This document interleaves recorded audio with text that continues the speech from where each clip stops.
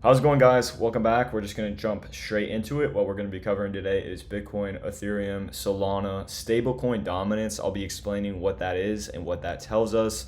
We'll then be going into the update regarding that of our government shutdown, followed by going over Hyro Traders. So the prop firm that I've been using, the prop firm that I personally would recommend using if you guys are getting into futures trading. I'm just going to be going over that and explaining where you can go find that to get a 10% discount. But with all that being said, let's touch on Bitcoin. So if you guys have been watching for a decent bit now, or at least for the past couple of weeks, you guys would know we had drawn this support box out a pretty long time ago, in which now we are seeing multiple rejections off of this support box, meaning that price is well respecting this support, which is just like we had predicted, right? That's the whole reason we had drawn the support box out. Now, I did give a couple scenarios, though. I said there's a potential chance that we would, and if I go to the weekly time frame on Bitcoin and go to the 50 EMA, there's a couple scenarios that we could have seen happen, right? We have this 50 EMA here, this yellow line right here. There's a couple different scenarios that we could have seen there, and we got a decent scenario for those who are expecting Bitcoin to still perform well throughout Q4, and a decent rejection for those still expecting some sort of a mini alt season run, whatever the case is. We got some pretty good confirmation there that there's at least some strength regarding Bitcoin. Now, does that mean that we could just all of a sudden fall below 101,000 again? It definitely, that's still a possibility. But on the weekly time frame, it's very good that we did reject off of this 50 EMA. That was something that we were discussing, that is very important to be watching for that. And as you can see, all we did was wick down into it and rejected off of it from there. And remember, the last time we had closed below this 50 EMA on the weekly time frame, by the way, was in 2023. So obviously, us rejecting off that and not closing below it is very, very positive. So we were able to go ahead and do that. Very good there. We're just going to have to see what this next weekly candle ends up doing. Technically, there's a bearish breaker structure on the weekly time frame, which of course is not great. I still think that there's a good potential that Bitcoin continues lower from here, and that it potentially did top back at 125K. I think that's still a good potential possibility, but that doesn't mean that it is the only potential possibility. So with this weekly candle here, I think there's a chance that, and we'll evaluate this on the daily time frame, the 4-hour time frame. But if you guys look at this weekly candle here, if we get some sort of, a movement up before coming back down again, maybe we treat 110K, 105K as some sort of a resistance, and we continue lower, then I think there's a good chance that we potentially do flip this 50 EMA. We have yet to go and sweep that major swing low at 98,226 right here. We've yet to do that. I think that's eventually going to happen. All I'm just going to say is once we do, because eventually we will, we're going to eventually close below the 50 EMA on the weekly time frame. Once we close below that, we most likely will close below this $98,000 range. From there, I'm expecting the bear market to kick in. That's just my personal opinion. I don't think we're personally quite there yet. Remember, this whole discussion that we were having was based off of this 50 EMA. We rejected off of it, which is a good sign. But yeah, again, as you guys can see, we're rejecting off of this area multiple times. You guys can see the EMAs right here. We're sort of flipping these now. We're trading below every single EMA, which of course is not great. Back in April, we were trading below the 200 EMA, and here in November, we are trading below that 200 EMA. We're trading below all of them. If we look at that, EMA 12, we are about to close above that in 22 hours. We'll come back to that tomorrow. Same thing with SMA 9. If we look at QVWAP, that middle band, which is the strongest band, we are still way below that as well. So there's going to be, in the event Bitcoin makes a movement upwards, especially with the metric that we'll be looking at, Stablecoin Dominance, there's potentially a lot of good shorting opportunities that we could see go into effect here. Specifically, if we come out to this $107,500 per Bitcoin range, I think that could be a good short potentially, but we'll honestly have to see. Right now, I think there just needs to be more information for us to go and look at in terms of technical analysis, in terms of a lot of other things.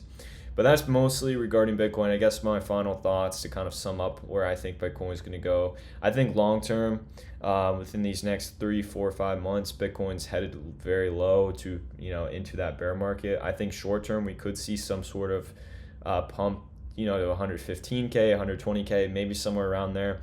But I'm now just waiting for more confirmation, so to speak. And again, I don't think the 4-hour really tells me much more. Of course, we have break of structure there on the 4-hour time frame after rejection of that support level, where we are now headed up higher.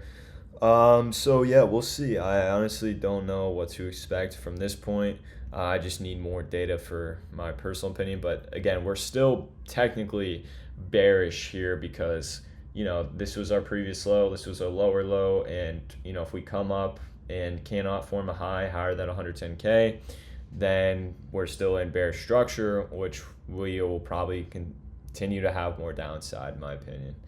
So that's my thoughts on Bitcoin. Let's now go to Stablecoin Dominance and explain what this is. Stablecoin Dominance is essentially how much of cryptocurrency, I believe, is in stablecoins, or how much money is in stablecoins in regard to the market. So you can see 8.90% there is where we're currently sitting.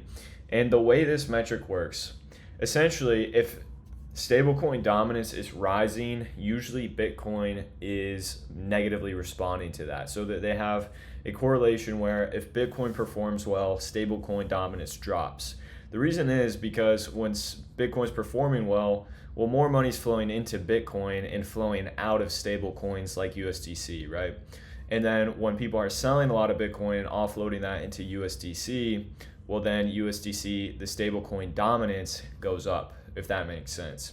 So if people are selling Bitcoin, that money is going into the form of stable coins. And with stable coins, the more money in stable coins, the higher this percentage will be. So they have an inverse relation there. And then you guys can look, if you guys remember October 10th, right? We spiked all the way up to around 9.65% in stable coins because we had massive sell-offs. So this number literally went from, on the day, 7.71% all the way up to 9.6%, which is a pretty drastic increase. And that's essentially, again, a lot of people selling and moving into stable coins, so this percentage is going to go up. So one way you could really look at this is with stablecoin dominance in specific.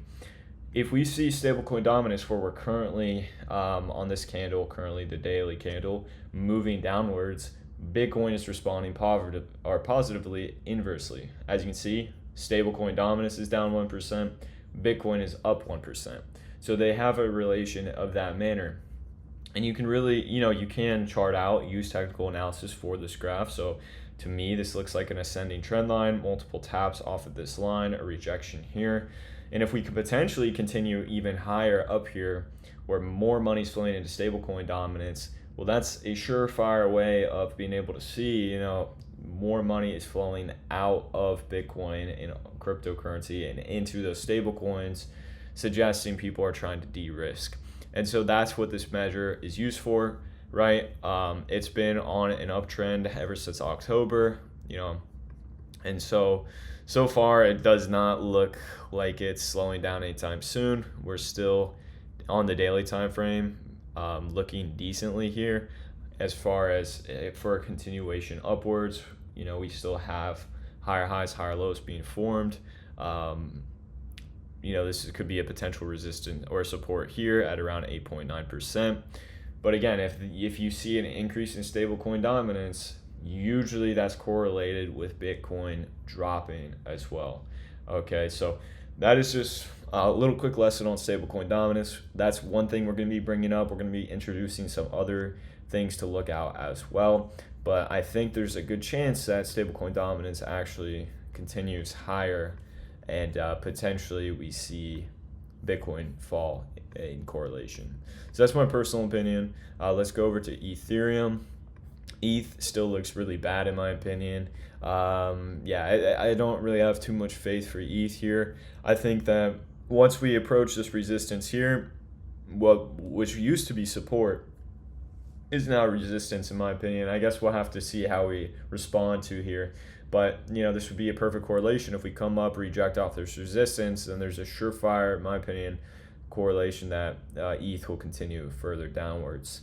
It is about to close above that EMA 12 on the daily time frame and potentially above that EMA 200 after falling below it since it was July, so it wasn't really too far off. These measures really aren't too important to look at. QVWAP, that middle band, still at around 4K, so we're still waiting for that as well. If we go to the weekly time frame and look at some indicators, weekly ETH still just does not look good. ETH just looks horrible in my opinion. I expect ETH to continue further lower for sure, trading below that EMA 12. The EMA, we actually closed below this, which the last time we did that was back in June, the EMA 50 or 20 on the weekly time frame. We did reject off that 50, but again, just in general, ETH just does not look strong whatsoever in my opinion, so I think we're going to see more drawdown with that. And I think we're going to get a nice rejection off this resistance at around $3,704 to around $3,800. Potentially just looking for a short simply off of that. Other confluences that you'd have are these EMAs here that are resting above a rejection off of those. Unless ETH just completely steamrolls through everything there, we should be able to get some nice rejections to potentially get some good shorts in there, in my opinion. We then have Sol. I entered a Sol short here. If you guys remember, it hit TP1. We had moved our stops to BE, so technically this trade is no longer valid. But it's, there's a good potential I would take this at current market price as a second entry and then still keep that DCA, the same TPs here. We wicked into that first TP multiple times. You guys saw before. So even I made these moves, we had drawn this all out. My personal opinion is just kind of with ETH, I think Sol just does not look good whatsoever. I think Sol is definitely the weakest out of all of them, and I think it's going to continue lower, from my personal opinion, to pretty low. I think Sol is done for this cycle, my personal opinion, but we'll honestly have to see. So that's my thoughts on Sol. Really not much. I think we're just going to get further continuations downwards. Maybe something like we come up, wrong tool there. But you get the gist. We make potentially a move up here to continue lower, just creating higher highs or lower highs, lower lows to pretty low levels. And so I think that's what's going to happen with Sol. That's just my personal opinion. And then again, those are my TPs that I've set for this trade. I might re-enter it. We'll see. Set my DCA there. I'm just leaning more short bias, long term or short term too, so far. But again, the market's so unpredictable that we could see a change just like that happen.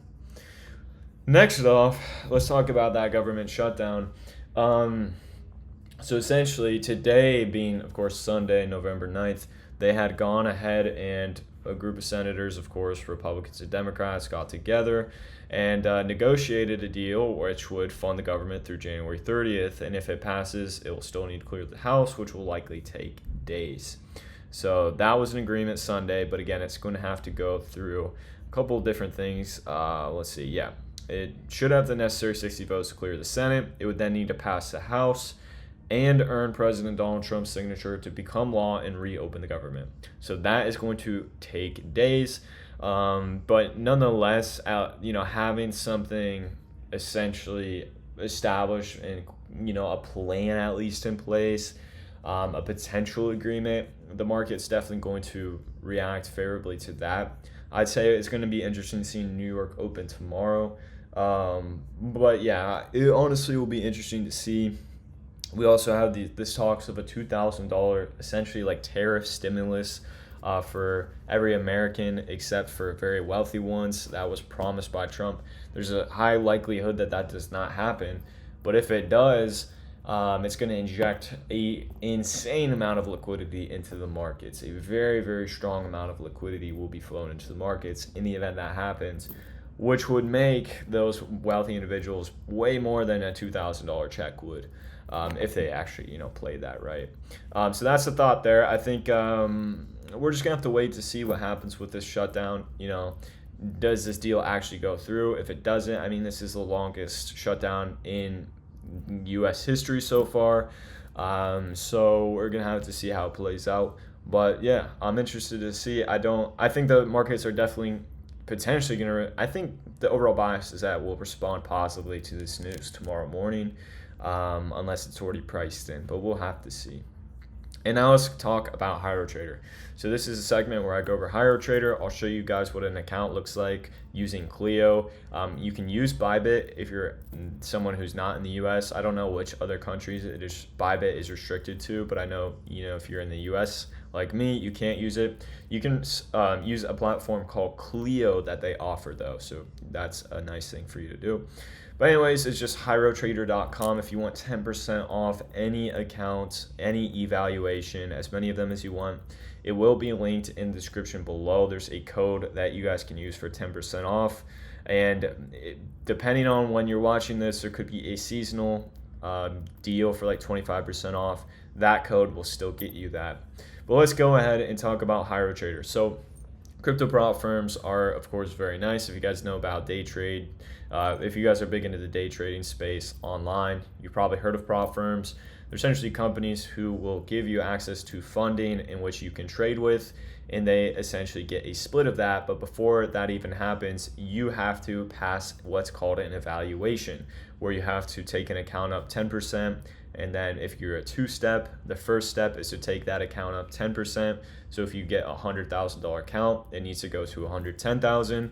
If you have a two-step, once you've taken it up to 110,000, your next step is to take 100K to 105K. Once you can do that, they will give you access to that funding where you will be getting 90 to 10 of the split. So you get 90% of the profits you make with that account, they get 10%. Now, I would not ever suggest getting a prop firm account until you have demo traded a strategy that you think has worked very well. If you guys want some strategies, link in the description below. I do have my day trading course that is $100, not expensive whatsoever. And it has 2 strategies in there right now. It's about to have a third one, which is arguably the best that I absolutely love using. There's a code down there which will make it $100 for you, the course, if that's something you guys are interested in. But I would heavily suggest testing strategies out, demo trading, paper trading, not investing a single bit of your money yet, or getting a prop firm account until you are certain that you can make trades yourself. You've at least got the fundamentals down, you know what you're looking at, right? Before you ever even think about getting something like this. So anyways, you can also get a free trial for 7 days.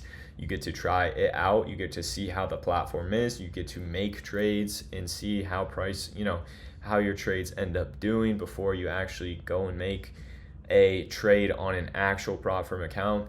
And this free trial, you don't have to put any payment details in. It's not like free for your first 7 days and then you get charged $100 after that. No, it's just a genuine free trial. You try for 7 days, no strings attached. So I like that a lot. You guys can go ahead and do that. So realistically, anything or the main things I want to talk about. So as you can see, Bybit, people go and will use Bybit. I can't use Bybit. I'm in the US. Some people try to get around it, to each their own. I use Clio. You can use this in the US. So that's the platform that I select whenever I bought an account. And you guys can just scroll through their homepage, you'll get to these challenges. So you have the 1-step challenges and the 2-step challenges. 1-step challenge, you guys are going to have options from $5,000 to $200,000. But the thing that is very important to keep in mind is we have the trading rules. This is very important to keep in mind. Now, as you guys can see, the 2-step accounts are cheaper than the 1-step accounts. The 1-step $200,000 account is $1,400. The 2-step $200,000 account is $1,000. Okay, so with that in mind, I would personally recommend a 2-step. That's just my personal opinion. 2-step, has a lot better rules than a 1-step has, and I'll explain what I mean by that. So minimum trading days is 10 days. That means you have to have made positions within 10 days. I believe it's one position per day. I forget how it specifically works. This one's really not that big of a deal.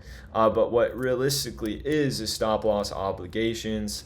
So basically, if you set your stop loss anything higher than 3% of your account that you'd lose, your evaluation will be done and you would have to go and buy another one. So that's very, very important to keep in mind, because they don't really tell you much about that unless you visit their FAQ. So always make sure your stop, and there's no reason you should, especially on a prop firm account, do like 1% at the max per trade. You have daily drawdown at 4% on 100K on a one-step account. That means on a $100,000 account, if you lose $4,000, which is 4% of 100K in one day, your account is blown. So obviously you don't want to be taking 6, 7, okay, that I didn't mean to do that, 9, 10 trades, because more than likely you could have that daily drawdown come into play. If you have 4 losing trades before you hit a winner, it won't matter because you've lost $4,000. That's 4%. And if you look, this is what I'm saying, with a two-step, it's 5%. So it's an extra percentage that does actually make a pretty big difference, and so that is important to keep in mind. But what really matters the most is a maximum loss of 6%. This is very important to go over, because maximum loss means this is the max amount your account can drop for you to then lose that account. So again, with a 100K account, 6% is $6,000. If it drops $6,000, your account's done for. Two-step maximum loss is 10%, 4% more. For 100K, you'd have to lose $10,000. This is such a better buffer, a lot less headache, and personally, this lasts into your funded account. Whereas a one-step, once you pass that account, you're stuck with 6% max drawdown, whereas with the two-step, you're stuck with 10%. Obviously, you're going to want the 10%. And you do have the challenge entry fee for all of these, but once you go and get that account funded, you get that fee refunded to you. So if you buy a 200K account and get this account passed, this $1,000 would get refunded to you, which is very nice. But obviously you'd have to pass the challenge. If you don't pass the challenge, you don't get that refunded to you. Okay, so that's just the simplicity, or the simplistic facts of Hiro Trader. Let's go ahead and jump into Clio Finance. So this is on my affiliate account that I have here. And so I'll just show you how the platform really operates, how you can make a trade, etc. So this is a platform. They offer a genuine large variety of coins, like a seriously good amount of coins compared to that of Breakout. I personally love how just Hiro Trader is compared to Breakout. Breakout does not offer that many coins. Hiro Trader offers a lot of good coins, or a lot higher quantity of coins, and the UI is just so much better. You have a bunch of different things you guys can do. You guys can do account info, more specifically position defaults. Let's say you have a day trading strategy where you have a fixed 2R trade, or that's your TP every time. You guys can literally put a take profit setting, which will automatically set a take profit for 2R for any position that you put. Very cool to see that. And you can also do, I want to risk 1% of my initial balance, 0.5%, 0.25, 0.25 my current. So you can do this, and then once you go put your stop loss in, it will automatically set your quantity to actually match that. And again, I'm not going to be going into leverage. I'm not going to be going into stop loss TP, because the expectation is I'm literally just showing you guys a prop firm. I'm not explaining to you the details of technical analysis. If that's something you're interested in, you can find that in my free course in the description below, completely free. It'll show you that. But that's pretty much it, guys. So you get a lot of coins. This is essentially how the challenge works. You just you buy or sell depending on if you're longing or shorting, market, limit orders. I'm sure if you guys are familiar with trading, you guys already know what I'm talking about here. But that's going to wrap up today's video. Tomorrow we'll have something good planned for you guys. I don't know what it's going to be yet, so it'll be a surprise for both you and me, but we'll touch on just Bitcoin's reaction. We'll go over the basics, and then we'll get a fun topic out as well. And there it is. I got something exciting that we're going to be doing literally every single day that I'm going to keep you guys updated with. Very excited to share. But I'll see you guys later. Hope you guys enjoy.